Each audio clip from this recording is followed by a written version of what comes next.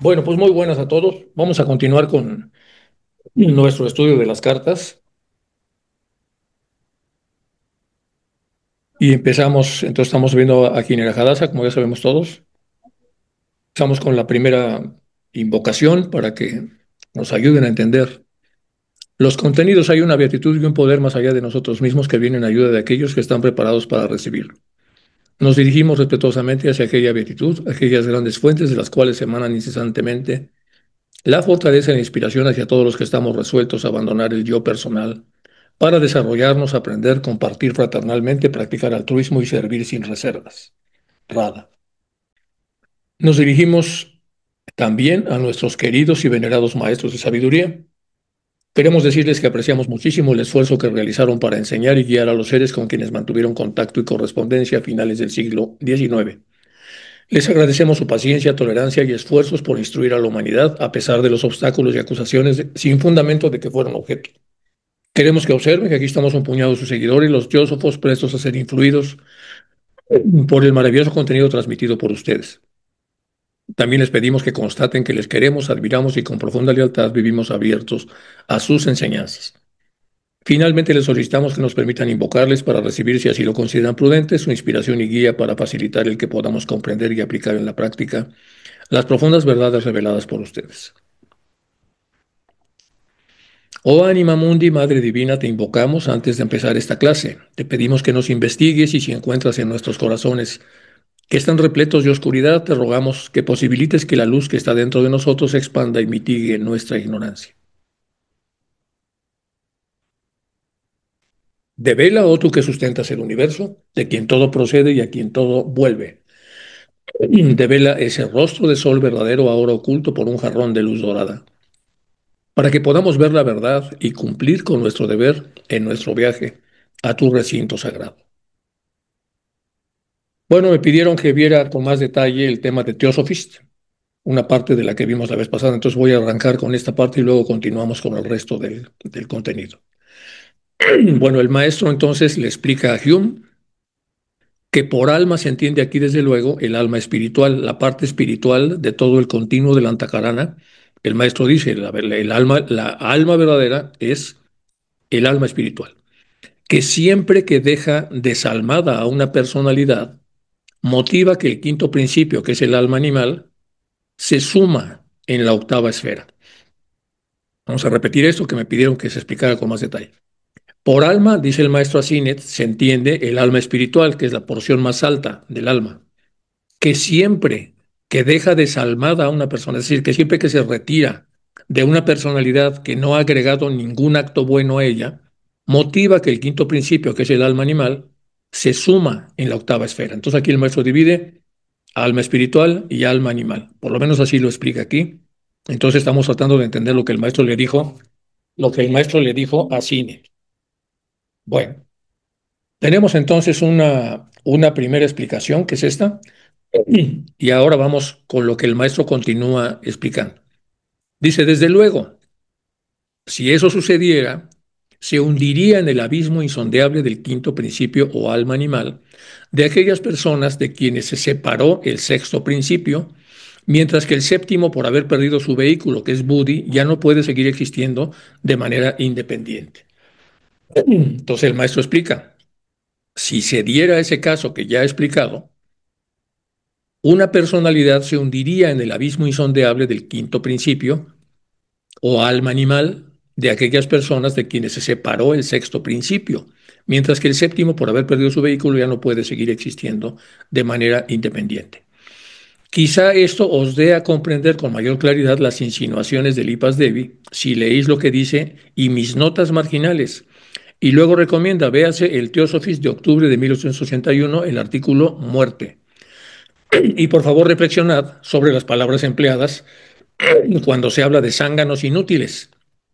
Zánganos inútiles son estas personas que se han dedicado solamente a trabajar el alma animal y se han olvidado de trabajar en el alma espiritual, según se entiende.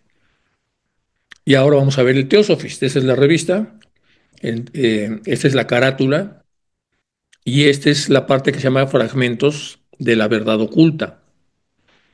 También está de este lado que es la segunda parte, dice, para comprender claramente la visión de los ocultistas, es necesario observar la constitución de un ser humano para poder entender lo del alma.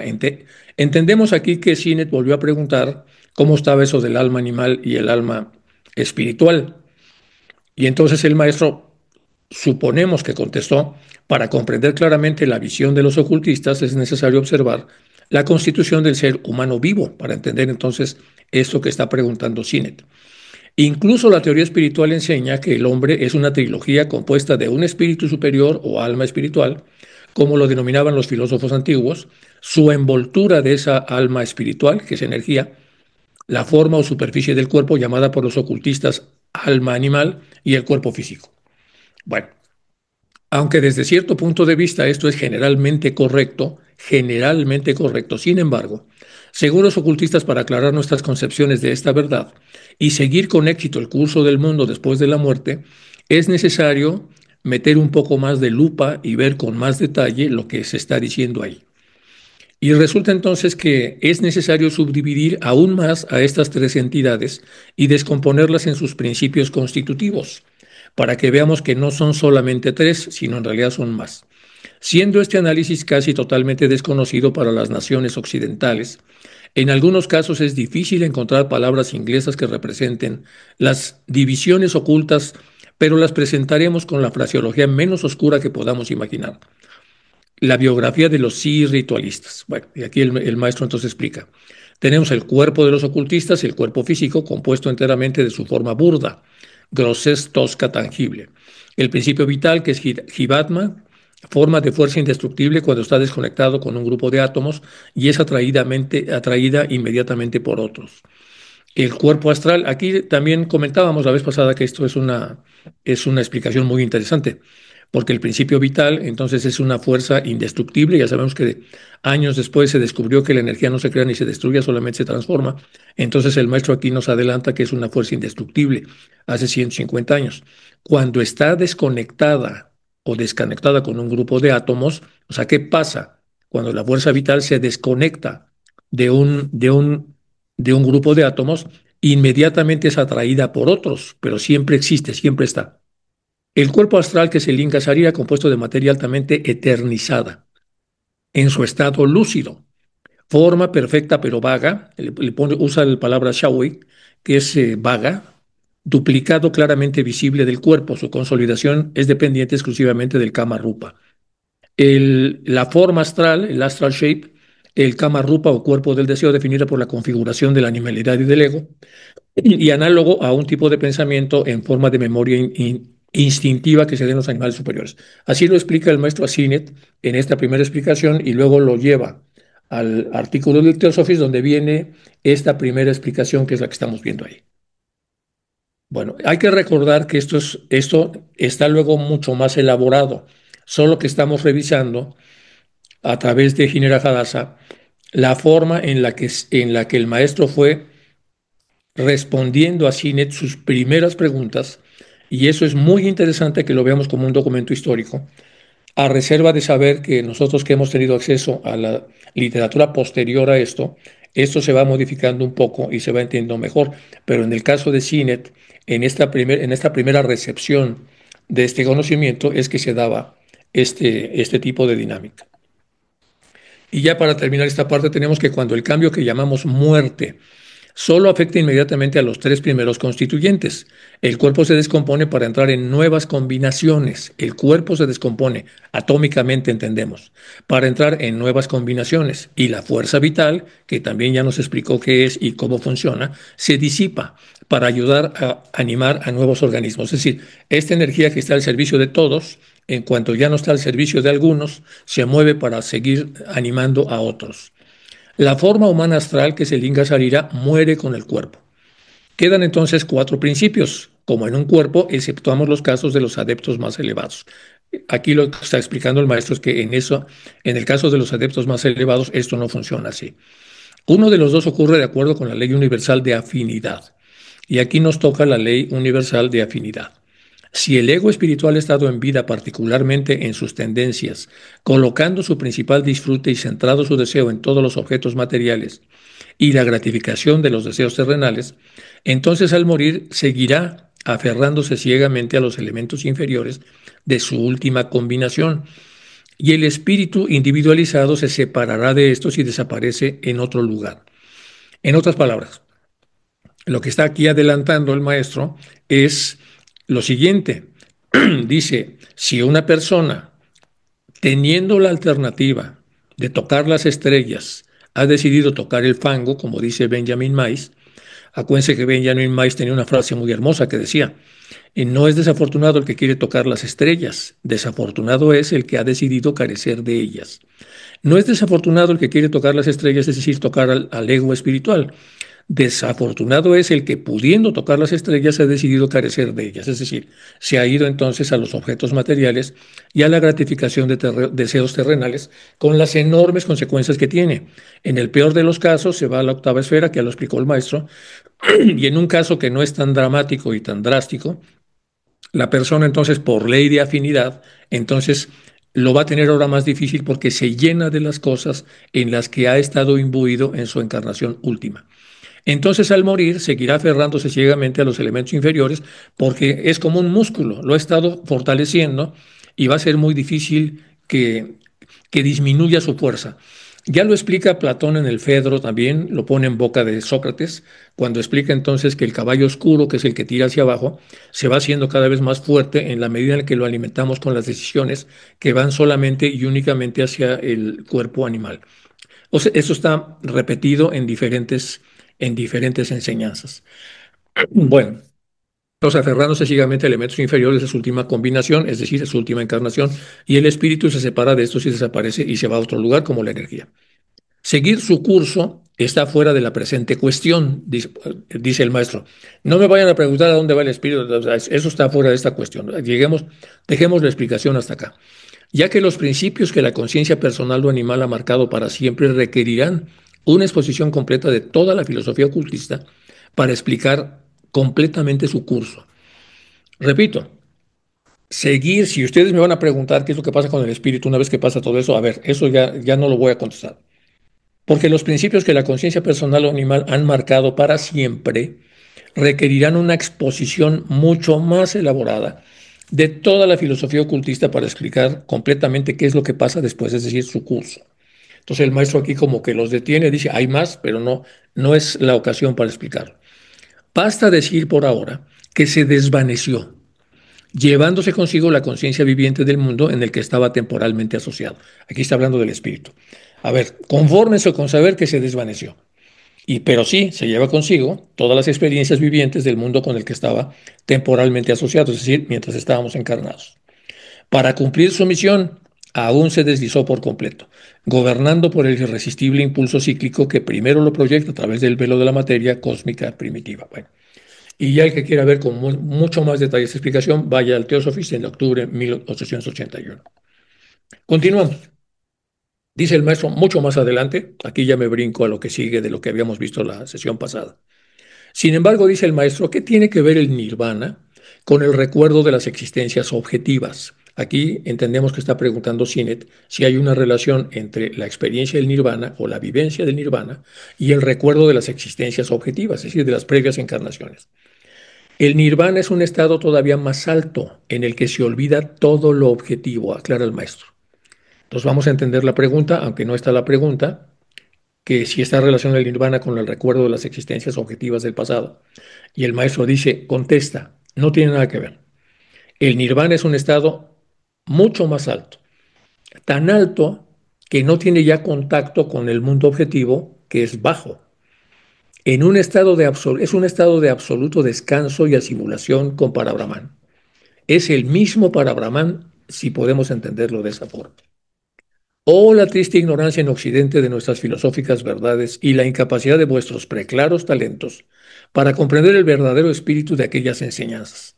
¿Qué haremos? ¿Qué podemos hacer? Dice el maestro. Bueno, oh, triste ignorancia en Occidente de nuestras filosóficas verdades y la incapacidad de vuestros preclaros talentos para comprender el verdadero espíritu de aquellas enseñanzas. ¿Qué podemos hacer? Bueno, pues nada, hablasteis de una comunicación de entidades devachánicas, que solo se refiere a las relaciones mutuas de su existencia física. Pregunta, por eso dice P36. Le dice Sinet al maestro, a ver, usted ya nos dijo que hay entidades devachánicas y que se refieren a las relaciones mutuas en su existencia física, es decir, que tienen que ver esos momentos de disfrute con existencias que previamente se dieron en la encarnación, como tratando de explicar por qué había preguntado lo de arriba. Dos almas que simpaticen y cada cual explaye sus peculiares sensaciones devachánicas, haciendo a la otra partícipe de su subjetiva felicidad, es lo que ya había explicado, habrán de estar disociadas una de la otra en cuanto se refiere a su afectivo trato mutuo, porque ¿qué clase de compañerismo es ese? Bueno, el maestro contesta. Bueno, aquí vamos a detenernos un poco para entender lo que está diciendo el maestro. Por un lado, el maestro había explicado que en el Devachan, en esta experiencia de conciencia, la persona que tiene méritos para entrar en el Devachan, independientemente del nivel en el que entre del Devachan, eh, para buscar los momentos de gran felicidad, las cosas truncadas que no se consiguieron, ya nos lo había explicado, pero sobre todo atraemos a los seres que queremos y que amamos para vivir entonces experiencias intensas de bienestar. Por eso es que había preguntado, supongo, Sinet lo que preguntó en relación al nirvana. Y ahora dice, bueno, entonces si en el nirvana no tiene relación con experiencias objetivas, entonces a lo mejor lo que está pasando en el Devachan, aquí se confundió Sinet, pensó que era algo similar al nirvana. Entonces el maestro contesta. La respuesta a esta pregunta no consta en el manuscrito. Bueno, es lo que pone aquí Ginera Gadasa, por eso está en negro. Y puede haber entre dos entidades subjetivas que ni siquiera son materiales, como un cuerpo entero del Mayavi Rupa, es decir, puede ser una entidad que ha sido formada por la propia imaginación, como ocurre con el Mayavi Rupa. Bueno, y aquí sí viene la respuesta. Dice el maestro, el Devachan es un estado y no un lugar para empezar. Y eso ya cambia todas las cosas. Los lokas Rupa, Arupa y Kama son tres esferas de espiritualidad ascendente que se hallan en su actuación los diversos grupos de entidades subjetivas. Entonces, tenemos Kama, luego los Arupa y los Lokas Rupa. Bueno, en el Loka Kama, esfera semifísica, Loka Kama, moran los cascarones, los imperfectos y los suicidas. Y esta esfera está dividida en muchísimas regiones y subregiones correspondientes al estado mental de la entidad en el momento de su muerte física. Entonces, no es un solo estado, es una sucesión de estados que pertenecen a un grupo que se llama Loka-Kama y que debe tener ciertas características de pertenencia a este grupo, es una esfera semifísica. En general, ahí moran cascarones, ya sabemos lo que son, imperfectos y suicidas.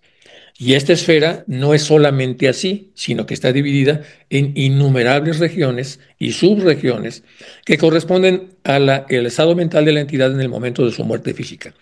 El momento mental que cada quien elige antes de la muerte de nuestro cuerpo físico nos lleva a estas montones de regiones que existen. Bueno,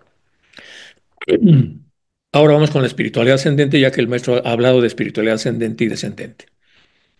Bueno, y para eso, para poder ya entrar un poco en materia, vamos a revisar un poco, ya les había comentado desde la vez pasada, el libro o una parte del libro de Teosofía Práctica de Kinera Hadassah. Entonces, es este libro que ustedes pueden conseguir para poder entender también un poco lo que el maestro está explicando. Además, va a explicar un poco el valor de la teosofía como un conocimiento que todo ser humano merece tener a su alcance y merece aplicarlo en su propia vida para poder tener entonces una espiritualidad ascendente. Y estas son algunas de las ideas que vienen entonces en el libro. Dice el valor de la teosofía como filosofía de la conducta. Vean lo que dice. El valor de la teosofía como una filosofía de la conducta reside en el hecho de que la teosofía está cerca de nosotros a cada hora del día y en cada una de nuestras ocupaciones. Aquí, ¿dónde se puede aplicar la teosofía? En todo, en cada hora del día y en nuestras ocupaciones. Al propio tiempo que ella expone verdades universales que se relacionan con los más profundos problemas de la existencia, al mismo tiempo nos proporciona otras luminosas verdades que se refieren a las pequeñas cosas de nuestra vida diaria. Es decir, la teosofía abarca las grandes cosas y las pequeñas cosas. Bueno, Una vez que el hombre haya comprendido los principios teosóficos, aunque solo sea intelectualmente, sin una comprensión sin práctica, nunca podrá olvidar tales enseñanzas. Repito, una vez que el hombre, el estudiante, haya comprendido los principios teosóficos, aunque solo sea intelectualmente, es decir, teóricamente, aún así nunca podrá olvidar tales enseñanzas, por la misma ley de afinidad que había explicado el maestro. Están ellas tan inseparablemente entrelazadas de los tejidos de toda la vida como las verdades de la evolución lo están en la contextura de la naturaleza. ¿Podrá un hombre rehusar vivir de acuerdo con esos principios? Es decir, ya los conozco, pero no trato de vivir con ellos. Pero nunca podrá alejarse de ellos. Es decir, ya los conozco, no voy a olvidarlos. Le siguen sus pasos en la casa, de la oficina, en sus pasatiempos, y ellos formarán un comentario continuo a todo lo que él ve y oye día a día, hora a hora y a minuto. Hay tres fundamentales verdades teosóficas que transforman la actitud del hombre con respecto a la vida cuando ésta principia a aplicarlas. Y estas verdades son las siguientes. Bueno, ¿por qué estamos viendo esto? Porque el maestro Kotomi está tratando de que Sinet entre en el caudal del conocimiento teosófico para que pueda empezar a experimentar una espiritualidad ascendente. Entonces aquí explica Jinera Hadassah un poco de todo esto. ¿Para qué es la teosofía? Bueno, hay tres fundamentales verdades teosóficas y estas son las siguientes. Primera, el hombre es un alma inmortal que se desarrolla en las edades hasta llegar a ser un ideal de perfección. Al decir en las edades, es decir, a través de eones o cantidades incontables, miríadas de tiempo. Bueno. Dos, el desarrollo del alma se obtiene aprendiendo a cooperar con el plan divino, que es la evolución. Tres, el hombre aprende a cooperar con el plan de Dios, aprendiendo en primer lugar a ayudar a sus semejantes, como lo hace el plan de Dios, que ayuda a todos los semejantes. Y entendiendo que hay seres menos desarrollados, menos adelantados, más adelantados, y en función de dónde están, se hace lo que se hace en esos lugares. La tercera verdad nos enseña que cada uno de nosotros está ligado por invisibles lazos a todos los semejantes. Todos estamos de alguna manera reunidos y conectados, que los yoes se elevan y decaen con él y que él con ellos y que tan solo en cuanto ayudemos a todo del cual somos parte, nos ayudamos en realidad a nosotros mismos. Cada vez que ayudo a otro ser humano, ayudo al sistema, ayudo al plan de evolución y me ayudo a mí mismo como colaborador de ese plan. El amor, que aquí es una cita importante, para con nuestros semejantes y el altruismo en su más elevada forma son cosas esenciales para nuestro desarrollo. Estas verdades fundamentales pueden aplicarse a cada momento en nuestra vida.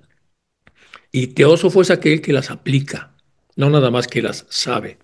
Veamos, pues, cómo pueden ser aplicadas en varios de los distintos casos o lugares de la actividad humana.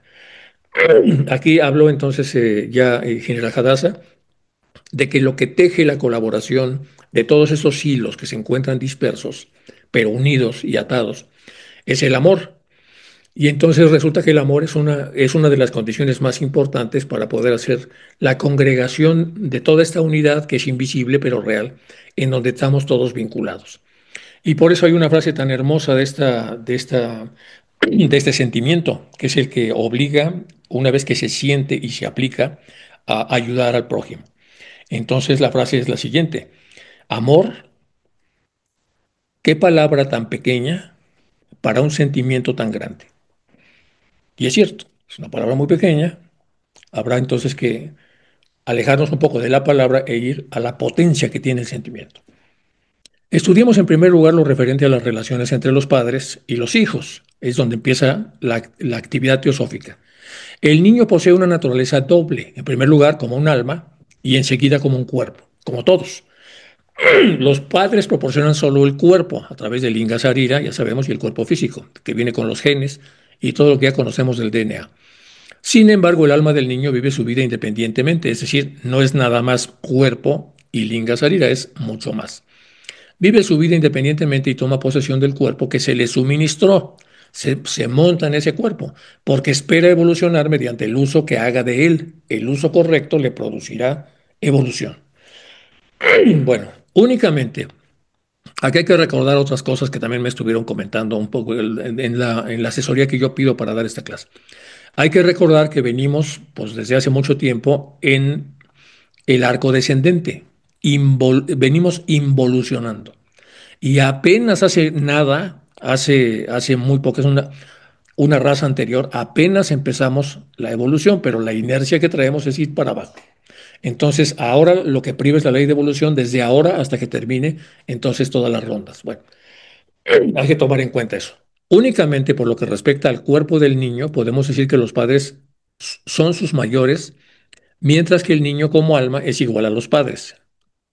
Aquí dice algo muy interesante. Es posible que el alma del niño sea mucho más vieja que el alma de los padres, a pesar de que en el plano físico los padres, por edad, puedan parecer entonces como que tienen más historia que los niños que están creciendo. Pero entonces eso quiere decir que están administrando a veces almas más desarrolladas y podría ocurrir a la inversa. Bueno, y en ocasiones más preparados, más sabios, más evolucionados que ellos. Por lo tanto, el niño no pertenece a sus padres. Estos son solamente los guardianes de su cuerpo durante la infancia. Por lo tanto, dice General Hadasha, el niño no pertenece a sus padres. Los padres no son dueños de él. Estos son solamente los guardianes de su cuerpo durante la infancia y la adolescencia, mientras el alma no pueda dirigirlo plenamente, el alma que es independiente. La obligación de los padres, porque los padres también fueron hijos y fueron niños y fueron cuidados, en sus propios cuerpos físicos, su obligación es devolver a la vida el cuidado que recibieron, cuidando entonces a los hijos que tienen, para que puedan seguir entonces todo el proceso hasta llegar a ese lugar o a ese momento de independencia que toda el alma requiere para vivir su propio proceso. Y hasta ese punto, pues hay mucha patología, ya sabemos, hay una serie de patologías que hacen que esto no funcione a veces de la manera más apropiada posible. Bueno, la frase mi hijo no concede derecho alguno para disponer del destino de un niño. Da tan solo el privilegio de ayudar en su evolución a un alma hermana.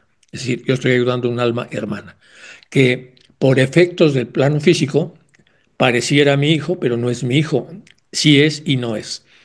Y no es porque es un alma con la que probablemente ya hemos estado relacionados y que en otras ocasiones puede haber sido incluso superior a mí, pero al final de cuentas es un alma que yo debo ayudar a que llegue a un punto en donde ya por sí sola se desenvuelva. Porque ese particular ambiente es el que se merece cada alma y el más conveniente para proporcionarle las experiencias que le son necesarias para su propio desenvolvimiento. El deber de los padres es ayudar al niño para que pueda adquirir esa experiencia. No van a vivir los padres la experiencia por el niño.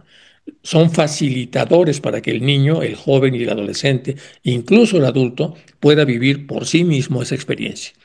Lo cual se facilitará en primer lugar procurando que todo lo que rodea al niño, al adolescente, coopere para que éste disfrute de cabal salud, que tenga un cuerpo saludable. Los padres deben conocer las leyes de la higiene y salubridad, de tal manera que puedan tener al niño con las mejores condiciones físicas que les sea posible. Enseguida los padres deben crear en su hogar una atmósfera emocional y mental que le sea útil al niño, con el desapego necesario y con la salud emocional y psicológica promedio. El ima del niño no es perfecta. Ha pasado por numerosas encarnaciones, el alma, en las que ha sido mala y buena, el alma, y por lo tanto al volver a un nuevo nacimiento en la tierra, ya existen en ella tendencias buenas y malas que traen. Sin embargo, los padres pueden ayudar a la evolución del niño haciéndole que éste desde sus primeros años pueda atraer a su memoria tan solo las experiencias nobles y buenas de la encarnación pasada y no las malas y viciosas. Es decir, aquí está diciendo algo muy importante. Así como los padres no deben meterse en tanto detalle que coarte la libertad del niño, sí deben, a través de la intuición que el padre y sobre todo la madre tiene con su hija o hijo, pueda detectar entonces las tendencias que trae malas y viciosas para detenerlas y ayudarlo a que no las desarrolle y, por supuesto, entender las buenas para que puedan ser desarrolladas. Muchas veces este karma trae consigo el florecimiento de afectos y simpatías, en este caso tenderemos al matrimonio ideal. Sin embargo, también puede acontecer que después de haberse unido a dos personas, haberse unido a dos personas, el karma de sus vidas anteriores produzca rachas de sufrimiento. En ambos casos, el plan divino o propósito, que es que estas dos personas se conozcan en sus respectivas naturalezas divinas y puedan descubrir cuál es la labor común que deben ejecutar, labor que ciertamente forma parte de la magna obra divina, pues las almas pueden descubrirse unas a otras por medio del amor. Empero, si no lo hicieran mediante el amor, los forzará la vida a descubrirse por medio del no amor, en este caso del odio, porque el odio que repele en un principio concluye al final por atraer. Hay hombres y mujeres que descubren estos misterios de la vida sin tener para ello que casarse. Sin embargo, el matrimonio ha sido instituido como un modo de poder lograr este tipo de descubrimientos. Ninguna relación nos proporciona mayores oportunidades que esta para descubrir al yo de otros, como a sí mismo, el nuestro, para descubrir nuestro propio yo, y el hombre o mujer que aprovecha esas oportunidades cuando el karma se las presenta. Crece por ello espiritualmente y se acerca más al descubrimiento del gran yo de Dios, el gran yo de Dios y de toda la humanidad. Entonces aquí está hablando entonces una noción del yo que está asociada a Dios y otra que está asociada al grupo, que es la humanidad, y otra que está asociada a la familia, en este caso la pareja, y otra que está asociada a los que dependen de esta pareja, que son los hijos. Cuando uno comprende que este alto y espiritual objeto existe en una vida familiar, aparecen bajo la nueva luz las responsabilidades y los privilegios que esta vida nos brinda, porque es a través de los pequeños deberes del hogar como resplandece la luz de la eternidad, en todos los pequeños deberes. El nacimiento de los niños o su muerte, los cuidados y ansiedades necesarios para criarlos y educarlos, las satisfacciones y dolores que ellos nos proporcionan, son otras tantas experiencias que nos han de acercar más al descubrimiento de la gran realidad macro y la gran realidad interior de cada ser humano. Luego se pasa, obviamente estoy haciendo un resumen del libro, dice la teosofía en la escuela y la universidad. Dice, en la época actual se enseñan muchas reformas en los métodos educacionales, está hablando por supuesto de los años 50 del siglo XX, más todos aquellos que tienen el deber práctico de enseñar y contribuyen a formar el carácter de los niños, saben cuán poco satisfactorias son las teorías y los métodos hoy en boga acerca de la enseñanza. Ahora bien, cuando consideramos el problema de la educación desde el punto de vista de la teosofía, la tendencia de las diversas reformas que se tratan de implementar, nos parecerían evidentemente claras. Las teorías ordinarias se basan en toda la errónea suposición de que el niño es una inteligencia y que ha comenzado a existir desde el momento del nacimiento. Es el primer gran error de la pedagogía. Pensar que el niño viene en blanco y que entonces lo que trae es lo poco que ha podido aprender con sus padres. Y que cuando el niño principia a frecuentar la escuela, su mente es tan solo una tabula rasa. Esto ya saben ustedes lo que decían los pedagogos antiguos, que todos veníamos como tabula rasa, sin nada y todo lo vamos adquiriendo. Necesariamente, por lo tanto, la mira del actual proceso educacional es la de impartir al niño los conocimientos que aún no posee y enseguida modelar su carácter hasta que ese momento no tiene manifestación propia. Estas teorías, aún en la actualidad, son aceptadas como eficientes, a pesar del hecho de que todas las personas que se dedican a instruir niños y niñas, del mismo modo que los padres que han tenido que criarlos, saben por experiencia propia que desde su más tierna edad, estos pequeños seres tienen un montón de aptitudes que les son propias y perfectamente determinadas y que aparentemente, sino realmente no han sido aprendidas de otros. Desde el punto de vista teosófico, el primer hecho que siempre hay que tener presente es que toda criatura es un alma inmortal, aunque esté chiquito, bueno, y que toda su aparición como niño o niña es con el fin de que las cualidades latentes en aquella alma se puedan desarrollar mediante la experiencia. El segundo hecho es que el mundo visible es tan solo una parte de la realidad. Hay otro mundo muchísimo más vasto, en el que también vive el niño y que continuamente es influenciado, ya sea para bien o mal, no tan solo porque se ve y oye, sino más por la imposible atmósfera mental y emocional que forman sus pensamientos y sentimientos en él y en los demás. La teosofía en los negocios, esto les voy a dejar para que le hagan una foto, para que puedan ustedes ver a qué se refiere esta parte, para no estar hablando todo este tema. Si acaso vamos a hablar el penúltimo párrafo y el último. Dice, el hombre religioso creerá que es perfectamente legítimo ser egoísta, el hombre religioso de negocios, que es perfectamente legítimo ser egoísta y absolutamente falto de espiritualidad en los negocios que tenga con otro hombre. Es decir, él puede pensar a través de su mente intelectual, es decir, su cerebro físico, que para poder ganar en una puja, en un negocio, pues es necesario hacer a un lado la espiritualidad y entrarle duro todo lo que va a ser la interacción de negocios. Sin embargo, en las relaciones religiosas que lo liguen con ese mismo hombre, hará lo posible por quererlo como querer al antagonista a la persona que lucha con él dentro de un negocio como un prójimo. Un hombre profundamente religioso que sea de buen corazón y de naturaleza sensible por una parte, bien puede poseer otra parte de su salvajismo y de mala voluntad, y no verá razón alguna para modificar esta última parte de su ser a costa de las ganancias que pueda obtener en sus negocios. Y aquí va a utilizar un mecanismo de defensa que se llama racionalización. La racionalización es un mecanismo de defensa descubierto por Freud, que indica que es hacer parecer razonable algo que no lo es decir, buscar razones para hacer algo que no es moralmente legítimo. Y el último, un lechero piadoso y sin embargo pillo, agregará agua a su leche durante la semana sin escrúpulos, usando el argumento que sea que acabamos de ver por racionalización. Llegado el día domingo, hará la misma operación, eso sí, con cara de beatitud dominical, es decir, se pondrá cara de bueno y de que no está haciendo lo que sí está haciendo, que está mal. Porque es día de ir a la iglesia y gozar con los sermones y cánticos.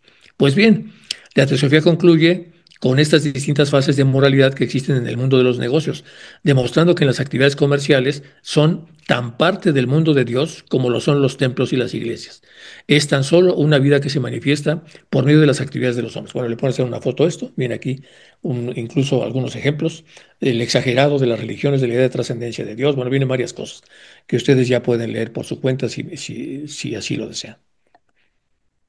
Teosofía en la ciencia. También vamos a dejar aquí esto para que ustedes puedan.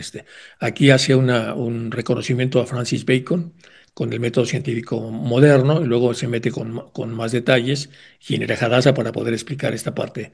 Entonces, brincamos hasta lo que sería, los párrafos no vienen aquí divididos, pero dice en la práctica la tendencia del hombre de ciencia, cuando su hipótesis parece explicar luminosamente los hechos que observó, es considerar como sentado de manera definitiva el que no pueden existir otros hechos capaces de oponerse a sus deducciones. Es decir, el hombre de ciencia cuando ve una realidad que funciona a través de una hipótesis, tiene muy poca disposición a asumir que puede haber otras hipótesis que entran en contradicción con lo que él ha descubierto.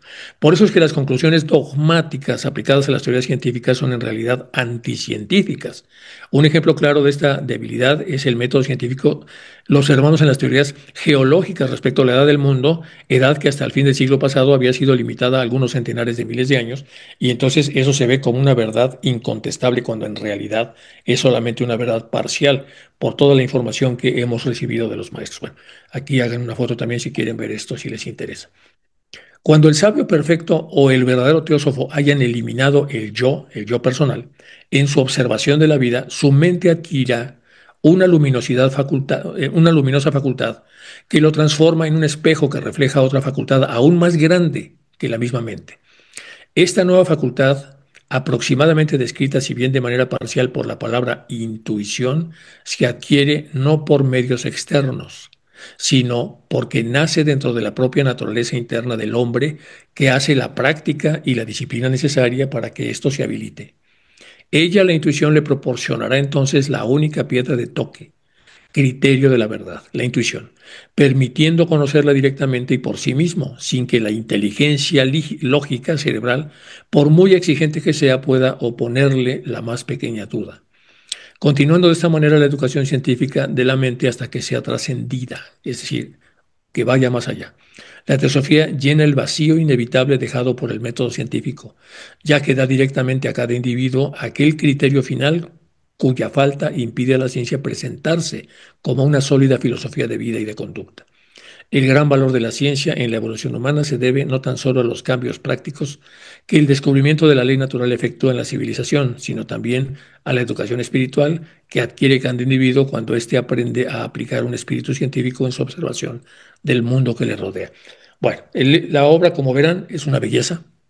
Léanla, porque estamos hablando mucho de Ginera Hadassah y de cómo Giner Hadassah está recogiendo toda esta información acerca de los primeros contactos que tienen los maestros con Sinet y con Hume, pero necesitamos también ver cómo integra Giner Hadassah todo lo que la teosofía nos ofrece. Vamos a continuar. Bueno, el Loka Karma es la luciente tierra de verano, dice el maestro, con esto continúa, de los espiritistas, cuyos horizontes está limitada la visión de sus mejores videntes. El Loka Karma es la luciente tierra de verano de los espiritistas a cuyos horizontes está limitada la visión de sus mejores videntes. Es decir, ellos ven un trozo que se limita hasta ahí.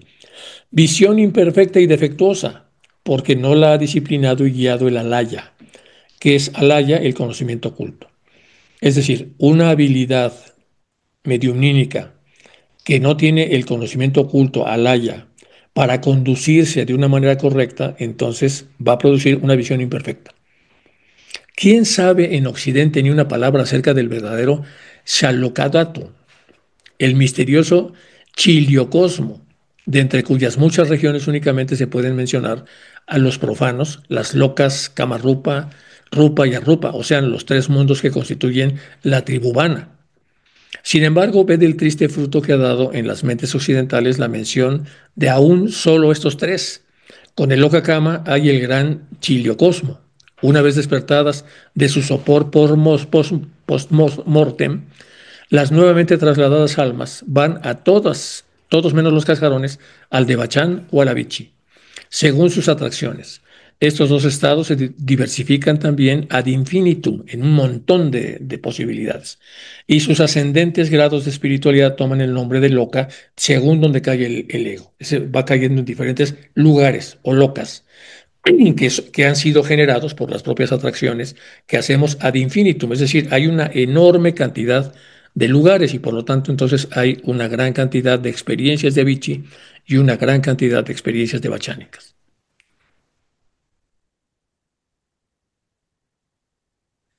Bueno, seguimos aquí con el libro de El valor de la teosofía y esto ya lo vimos.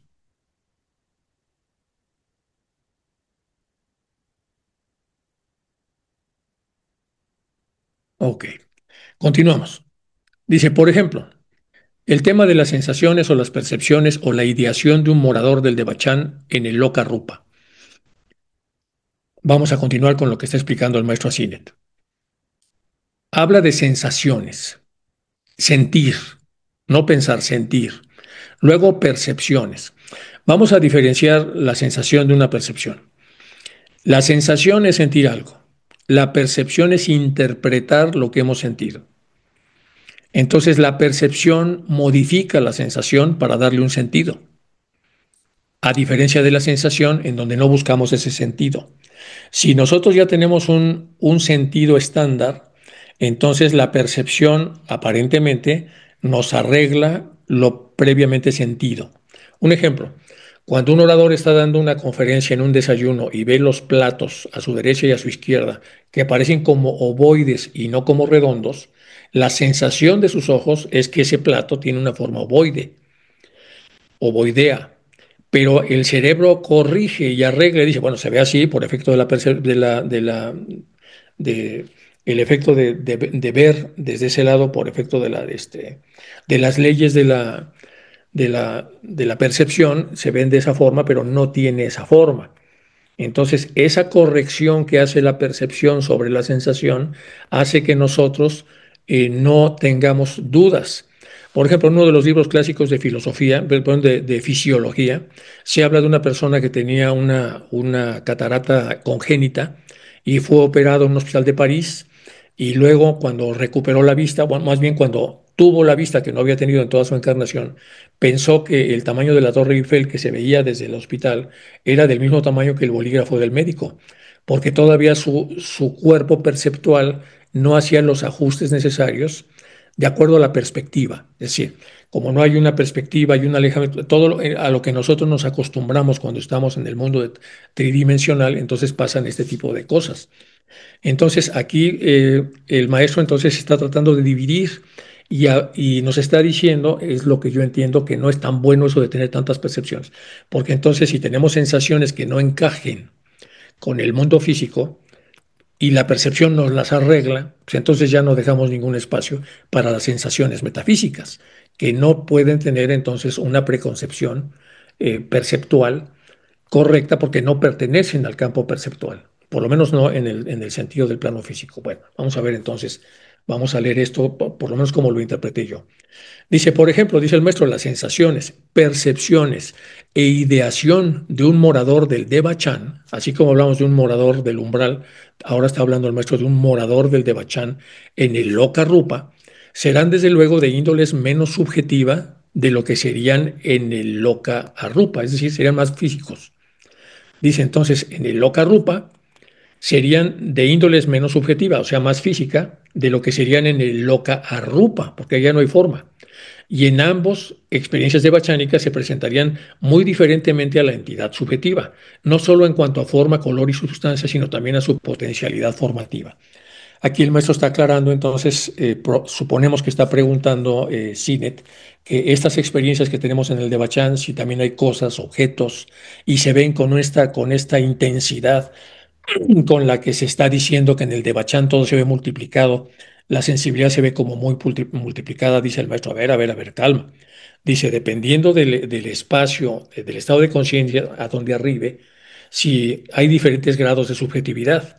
Y el que tiene menos subjetividad sería entonces el Loka Rupa, porque el Loka Arupa tiene más sensibilidad y menos materialidad y por lo tanto entonces las condiciones van a ser totalmente diferentes. Entonces las experiencias de Bachánica se presentarán muy diferentemente a la entidad subjetiva, no solo en cuanto a forma, color y sustancia, sino también a su potencial formativo. Bueno, pero ni aún el superior, mencionando la obra de Bill, Caten of Buddhism, es lo que está el maestro aquí, citando. El maestro está citando entonces una obra de Bill que se llama Catena of Buddhism. El estado de Bachánico en el Loka Arupa, el último de los 7 estados, es comparable a aquella condición perfectamente subjetiva de la espiritualidad. Es decir, por mucho que nosotros veamos que en los niveles inmediatamente superiores hay una subjetividad en donde la materialidad casi no existe y pensamos que ese es el último estado, el maestro dice, no, es que arriba de esos estados que les estamos compartiendo, en relación a la mente perfectamente subjetiva, la espiritualidad subjetiva máxima es aquella que tenía la mónada cuando emergió para descender a la materia. Y eso está muy, pero muy lejos de lo que ustedes pueden empezar a percibir respecto a la subjetividad. Bueno, vamos después de esta explicación a tratar de ver lo que dice aquí el maestro. Pero ni aún en el superior mencionado en la obra de Bill, que se llama el Catena de Buddhism, estado de Bachánico en el Loka Rupa, el último de los 7 estados, es comparable a aquella condición perfectamente subjetiva de espiritualidad de la que la mónada emergió para descender a la materia. Es decir, eso está todavía muchísimo más. Eso nos recuerda entonces a las oraciones estas del sol, y más radiante que el sol, mucho más radiante que el sol, mucho más radiante que el sol respecto a los cuerpos, entonces en donde todo es más de lo que podíamos imaginar con los sentidos físicos. Aquí tenemos que activar los sentidos metafísicos para imaginarnos lo que son estos estados, que son inconcebibles para los que vivimos atados en el mundo físico. Bueno, ni el mismo nirvana es completamente parinirvana. Respuesta 5.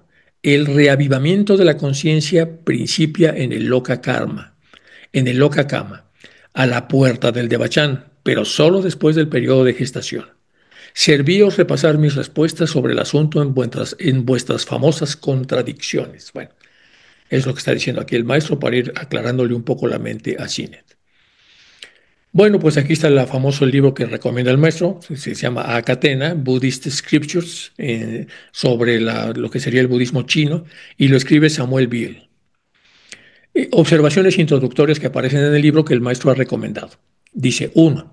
Si bien se ha trabajado mucho para dilucidar la historia y la filosofía budistas durante los últimos 30 o 40 años, dice Bill, aquí lo estamos viendo, 1871.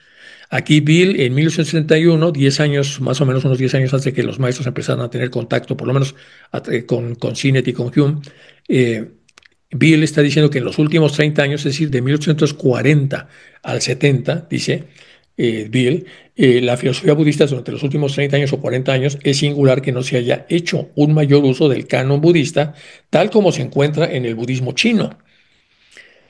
Es bien sabido que en muchos de los monasterios más grandes de ese país se encuentran no solo ediciones completas de las escrituras budistas en lengua vernácula, sino también originales en sánscrito, a partir de los cuales se realizó la versión china. Es decir, los originales a través de los cuales el análisis de los mismos condujo a la realización de la versión china. Todo está en esos monasterios. Sin embargo, hasta donde se sabe, no se ha hecho ningún esfuerzo, ni en este país ni en ningún otro lugar, para conseguir ejemplares de esas invaluables obras para nuestras bibliotecas nacionales, dice Bill. 2. Los libros budistas comenzaron a traducirse al chino a mediados del siglo I después de Cristo.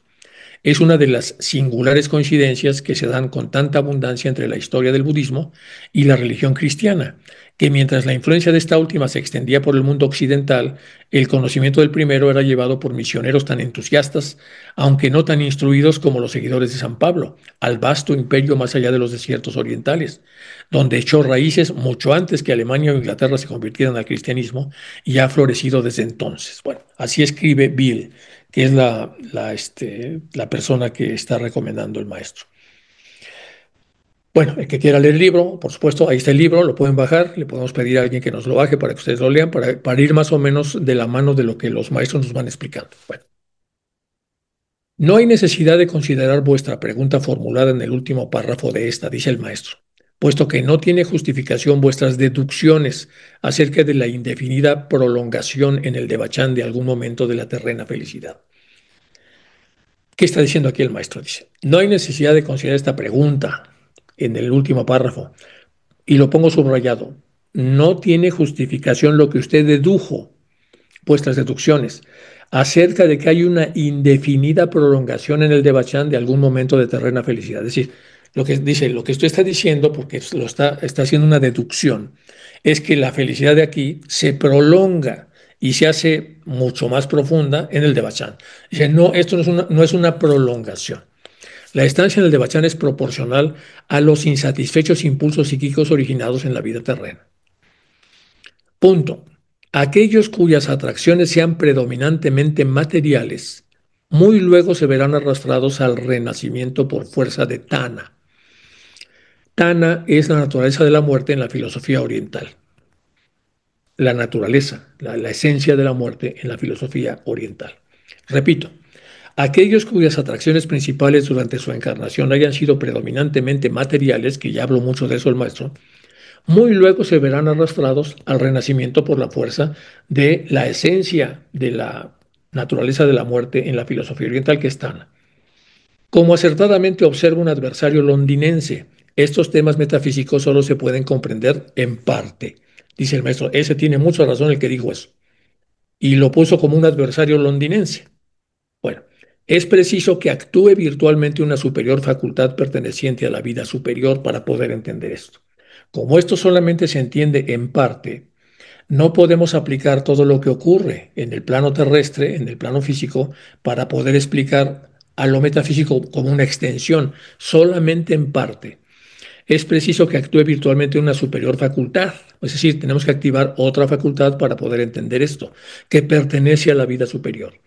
Y es de todo punto imposible forzar su comprensión por meras palabras. Es necesario ver con los ojos espirituales, oír con el oído dharmakáyico y sentir con las sensaciones de astitya villana, el yo espiritual, para comprender plenamente eso que estamos tratando de entender. Pues de lo contrario, arriesgamos a acrecentar la inquietud de uno y añadir muy poco a su conocimiento. Vamos a repetir esto que es muy importante. Entonces, para poder entender la parte metafísica hay que hacer algunos ajustes.